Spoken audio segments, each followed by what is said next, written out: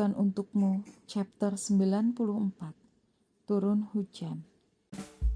Pagi harinya, Dila, Kevin, Randy, Nando, dan Nathan pergi ke medical check up untuk menjalani serangkaian tes kesehatan sebelum memulai mendaki. Setibanya di sana, mereka langsung mendaftar dan mengambil antrian, sehingga tibalah satu persatu nama mereka dipanggil, kurang dari 10 menit per orang. Telah selesai menjalani proses pengecekan kesehatan. Waktu yang cukup singkat, sehingga mereka tidak perlu membuang banyak waktu hanya untuk sekedar cek kesehatan. Selesai check up, mereka pergi ke salah satu warung makan untuk sarapan terlebih dahulu sebelum melanjutkan perjalanan ke base camp Sembalun untuk check-in. Ada beberapa menu yang tersedia di warung itu, dan salah satunya adalah nasi goreng. "Kalian mau pesan apa?" tanya Kevin. "Nasi goreng," seru Nando. "Nasi goreng juga," Nathan, Randy, dan Dila menimpali. "Baiklah, kalau begitu aku pesan nasi goreng juga," ujar Kevin. "Bu, tolong buatkan nasi goreng 5 porsi ya," pintanya pada sang penjual. "Baik, ditunggu ya," kata penjual yang seraya tersenyum ramah pada Kevin.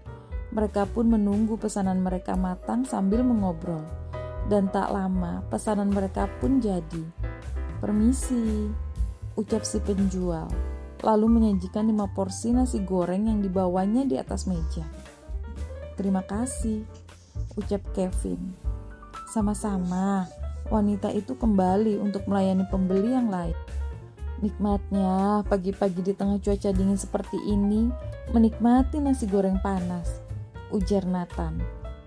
"Oh, itu jelas.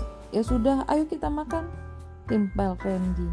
Mereka berlima pun mulai menikmati makanan di piring mereka masing-masing. "Ada yang mau kerupuknya enggak?" tanya Dila. "Kamu tidak mau? Sini, berikan padaku," kata Nando sambil menyodorkan piringnya pada Dila. "Ya, aku kurang suka kerupuk bawang," kata Dila sambil memindahkan kerupuk warna-warni itu ke piring Nando. "Aneh, nasi goreng itu kurang nikmat kalau dimakan tanpa kerupuk," ujar Nando. "Memang, tapi kalau aku kurang suka kerupuknya, mau bagaimana lagi?" Setelah memberikan kerupuk-kerupuk itu pada Nando, Dila pun melanjutkan sarapannya. "Itu telurnya. Siapa tahu kau kurang suka juga. Aku masih bisa menampungnya. Kan sayang kalau dibuang. Mubazir," gurau Nando. "Kasihkan, Dil. Sekalian sama piring-piringnya," timpal Kevin. "Nah iya, kalau kau mau makan sama piring-piringnya, aku bukan hanya akan memberikan telurku, tapi juga nasi dan piringnya. Bagaimana Nando? Kamu mau?" Dila membalas gurauan Nando dan Kevin yang langsung disambut gelak tawa oleh yang lain, tak terkecuali Nando. Selesai menyantap sarapan, mereka beristirahat sejenak, lalu melanjutkan perjalanan ke base camp Sembalun untuk check-in.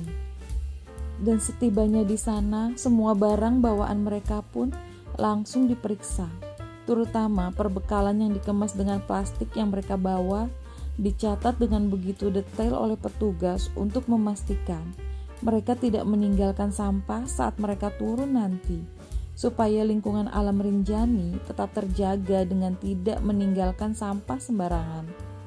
Kevin melirik jarum jam pada arloji yang melingkar di pergelangan tangannya yang menunjukkan pukul 9:10. Tak ingin kemalaman sampai di pos, mereka pun mulai mempercepat langkah menuju ke kandang sapi. Sesuai dengan namanya, di sana mereka harus melangkah dengan hati-hati karena ada banyak ranjau kotoran sapi supaya tidak sampai terinjak. Terlihat beberapa pengendara motor yang hilir mudik yang merupakan warga setempat yang menawarkan jasa ojek kepada pendaki. Mereka bisa ojek karir untuk diantarkan sampai pos 2 oleh pengendara motor itu, ataupun mereka yang naik ojek. Tapi kalau mereka pergi ke pos 2 dengan menggunakan ojek, Tentu saja tidak ada tantangannya, sehingga mereka pun memilih untuk tidak menggunakan jasa ojek. Namun, jalanan yang jauh dan semakin menanjak cukup membuat tenaga mereka terkuras. "Vin, aku lelah.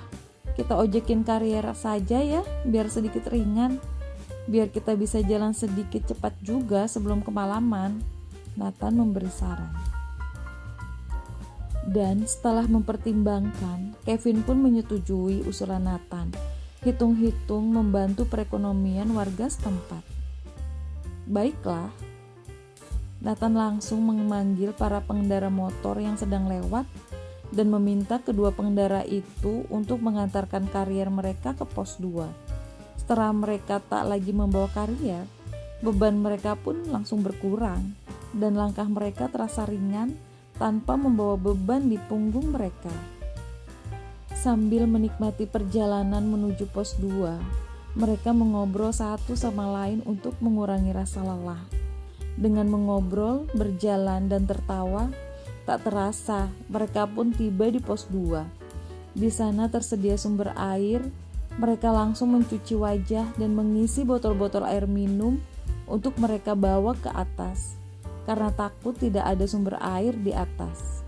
Setelah semua botol terisi penuh, mereka pun beristirahat sejenak di gazebo yang tersedia di sana sebelum kembali melanjutkan perjalanan. Di sana juga ada beberapa warung, jadi jika pendaki merasa lapar, tidak akan pusing, apalagi sampai membongkar karier.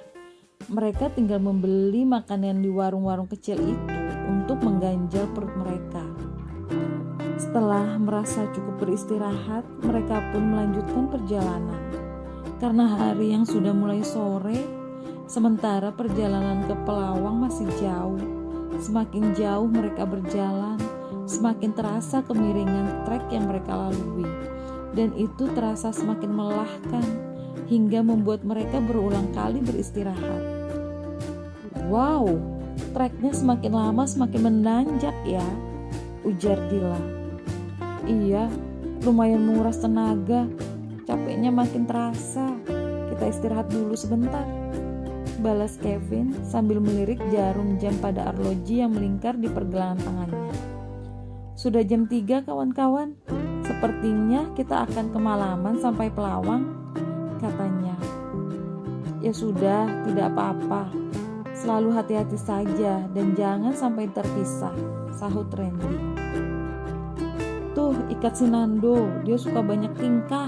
Repot kalau sampai tuh anak hilang terpisah dari kita," timpal Dila. "Ide bagus.